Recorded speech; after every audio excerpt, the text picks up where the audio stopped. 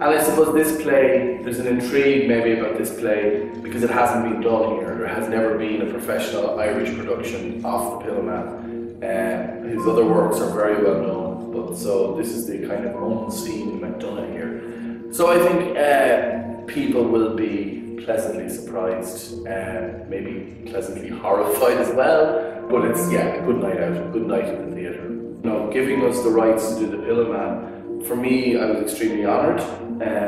It's a brilliant play, and to be the first one to get to direct an Irish production of it, I'm really proud of. So I suppose there's it does add maybe a pressure in the sense that I really want to get, serve that play, and I know it's a brilliant play, and Martin's work is fantastic, and I want to do the best job I can. You always want to do the best job you can, but I suppose because I know Martin personally, you really want to get it right. Casting is key because you have to get it right. And with this particular play, people like Gary were obviously talked about by myself and Martin. As first choice people, someone like Aaron. David was someone Martin brought to my attention, and the minute he said it, I was like, that's a really interesting idea. I'd never worked with David. And when I met him, one of the first things he said to me was, do you not think this is a risk? And I strangely didn't see it as a risk, I think. I was a big fan of his work in The Savage Eye, and I think maybe it is comedy and sketches, but there was something very theatrical about The Savage Eye and the work he was doing in it. We have a brilliant cast right through. And I had worked with Gary Lyden before as an assistant director, which is very different. Gary is brilliant. He's a well-known name in Ireland and abroad, on screen and on stage. So Gary is just like, Gary turned up day one and it's, just like, my God, go home and come back in 3 weeks. He's like just brilliant. Peter Campion I hadn't worked with before and wanted to work with. Really great as Couturier.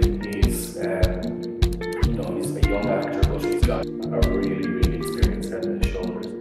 And Michael Ford Fitzgerald, I had just worked with previously, and is a brilliant actor, and is fantastic as his brother Michael. It's an interrogation. That's how the play opens, and it's two characters have an opinion is maybe not strong enough term for it, but two characters feel they know the truth of what's happening, and they want this person to tell them, and this person is completely innocent to that, and so it becomes a massive investigation into how, into finding the truth. Martin is looking at big issues here, like things like, what's more important to somebody, their life or their art, things like freedom of speech, your legacy, is what you leave behind more important than what you do, and all those things. The characters are ones that you identify with and understand and ultimately love.